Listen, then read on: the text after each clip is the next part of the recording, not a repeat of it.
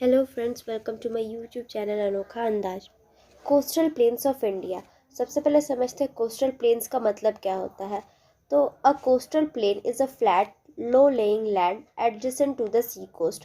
मतलब जो coastal plane रहता है ये फ्लैट रहता है और ये एडजेसेंट टू सी कोस्ट रहता है, यानी कि जो हमारा सी कोस्ट है उसके एकदम एडजेसेंट रहेगा। तो जैसे यहाँ हम लोग देख रहे हैं ये हमारा सी कोस्ट है, इसी के एडजेसेंट में जो हम लोग को दिख रहा है तो ये एक कोस्टल प्लेन हो गया। तो ये फॉर्म कैसे हुआ? तो it is form by the erosional and depositional activities of sea waves and form the sediments brought by the peninsular river. जो कोस्टल प्लेन है उसका फॉर्मेशन होने का कारण है कि जो इरोजनल और डिपोजिशनल एक्टिविटी हो रहा है सी वेव्स के द्वारा, क्योंकि यहाँ पर हमारा जो है यहाँ पर ओशियंस है, यानी कि यहाँ पर अरेबियन सी है, इधर बे ऑफ बंगाल है, नीचे में इंडियन ओशियन है।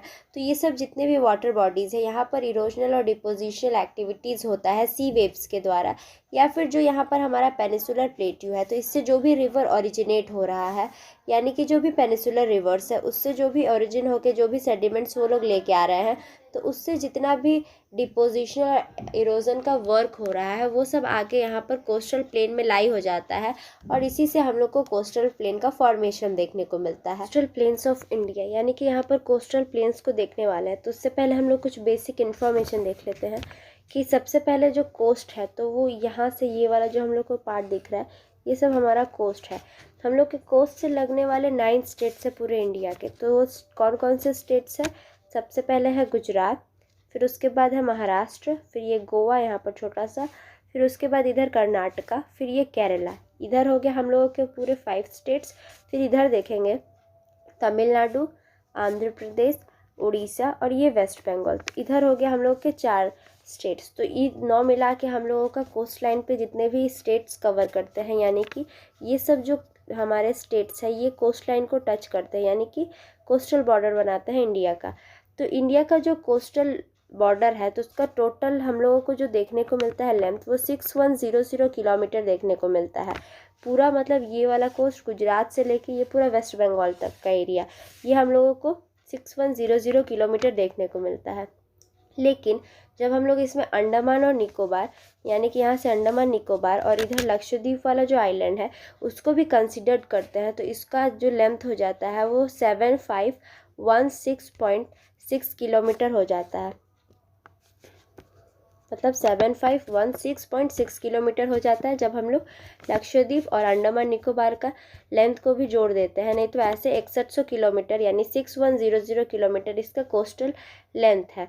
यहाँ पर हम लोग को सबसे बड़ा जो कोस्टल लाइन दिखेगा, मतलब जो सबसे बड़ा कोस्टल बॉर्डर बनाता है इंडिया का, तो वो है गुजरात का स्टेट, और सबसे छोटा जो कोस्टल बॉर्डर बनाता है वो है गोवा।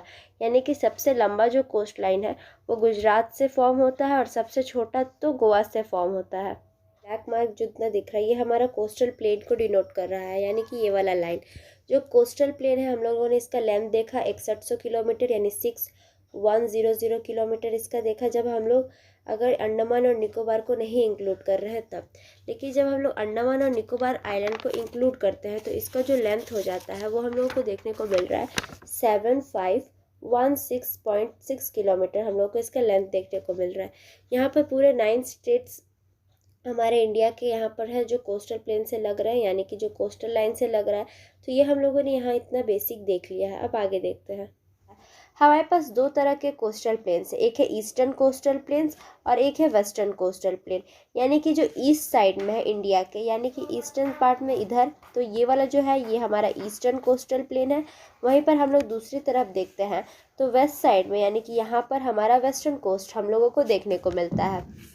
तो हम लोग को ईस्टर्न कोस्टल प्लेन में और वेस्टर्न कोस्टल प्लेन में डिफरेंट यहाँ पर कोस्ट देखने को मिलेंगे, यानी कि डिफरेंट यहाँ पर हम लोग को टच देखने को मिलेंगे। जैसे हम लोग अगर वेस्टर्न कोस्ट पे देखेंगे तो काठियावाड़ कोस्ट मिलेगा, कोंकण कोस्ट मिलेगा, मालाबार कोस्ट मिलेगा।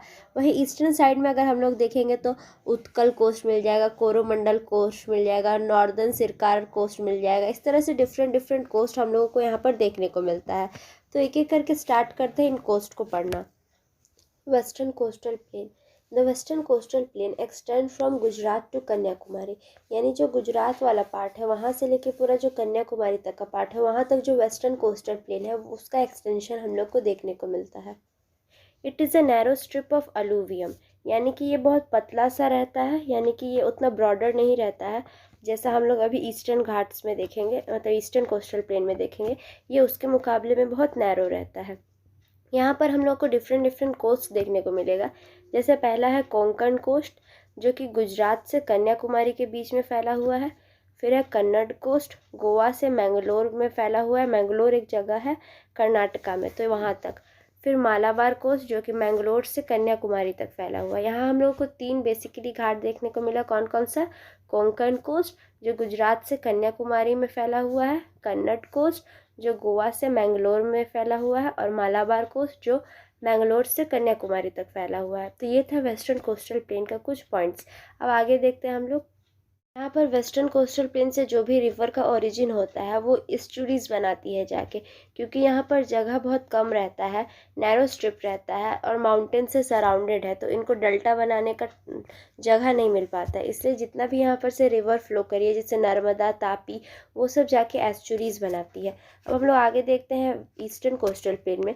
तो ईस्टर्न कोस्टल प्लेन जो है ये ब्रॉडर रहता है और यहाँ पर जो रिवर्स रहती है वो डेल्टा बनाती है।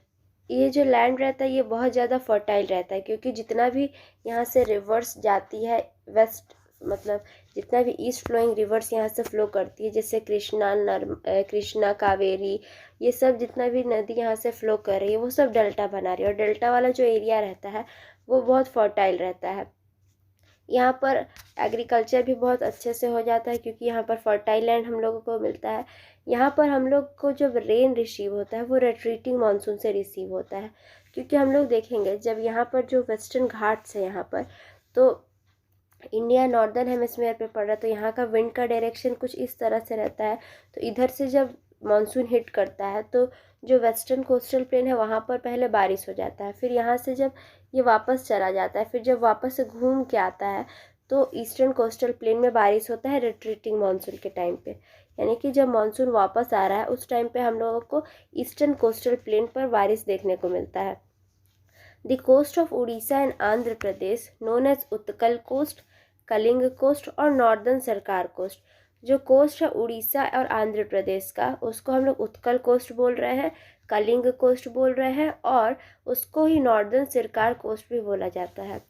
कोरोमंडल कोस्ट जो है वो गोदावरी से कन्याकुमारी तक फैला हुआ है, यानी कि जो गोदावरी रिवर हमारा फ्लो कर रहा है पेनिसुलर पार्ट में, वहाँ पर से लेके कन्याकुमारी तक हम लोगों को कोरोमंडल कोस्ट देखने को मिलता है।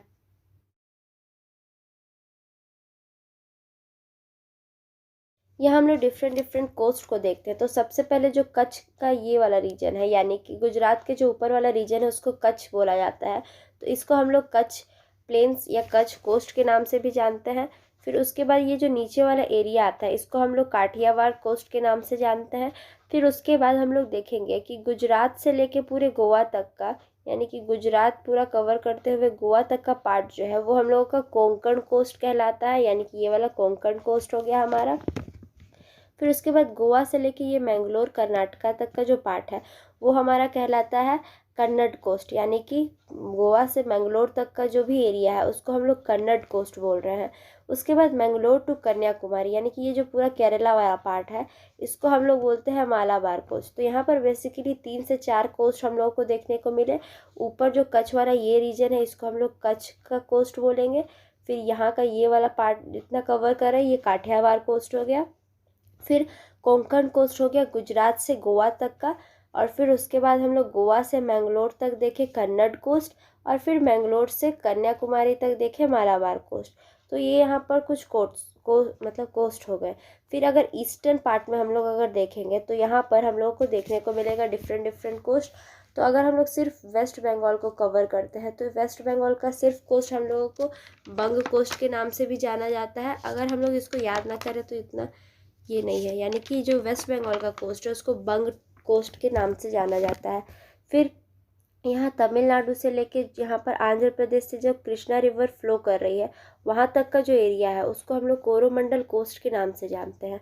और उसके बाद यहाँ से यानी आंध्र प्रदेश का ऊपर वाला पार्ट से लेके पूरा उड़ीसा तक का पार्ट, इसको हम लोग नॉर्दर्न सरकार कोस्ट बोलते हैं, या फिर इसी को हम लोग कलिंग कोस्टल प्लेन भी बोल सकते हैं। तो ये कुछ कोस्ट था जो कि हम लोगों को देखना था। सबसे पहले कौन कौन सा, तमिलनाडु से लेके जो कृष्णा रिवर फ्लो करी है वहाँ तक को हम लोग कोरोमंडल कोस्ट के नाम से जानेंगे। फिर कृष्णा रिवर जहाँ फ्लो की उसके ऊपर से लेके जो उड़ीसा तक का प्लेन है उसको हम लोग नॉर्दर्न सरकार कोस्ट के नाम से जाने, और जो यहाँ पर हम लोग को वेस्ट बंगाल का पार्ट देख रहा है इसको हम लोग बंग कोस्ट भी बोल सकते हैं। लेकिन यहाँ पर बस हम लोग को बेसिकली 2 इम्पॉर्टेंट कोस्ट है, एक कोरोमंडल कोस्ट और नॉर्दर्न सरकार कोस्ट इम्पॉर्टेंट है। और अगर हम लोग सेपरेटली देखें तो सिर्फ ये उड़ीसा वाला जो कोस्ट है इसको हम लोग उत्कल कोस्ट के नाम से भी जानते हैं, सिर्फ उड़ीसा का पार्ट, यानी कि जितना उड़ीसा का जो भी कोस्टल लाइन टच हो रहा है यहाँ पर ओशियन से उसको हम लोग उत्कल कोस्ट के नाम से भी जानते हैं। यहाँ पर हम लोग एक्यूरेट लोकेशन देखेंगे तो यहाँ का ये वाला जो रीजन हो गया ये हो गया काठियावाड़ कोस्ट का। फिर उसके बाद यहाँ पर देखेंगे ये कोंकण कोस्ट हो गया हमारा महाराष्ट्र से लेके गोवा तक का पार्ट वाला, या फिर इसको गुजरात से गोवा तक भी कंसिडर किया जाता है।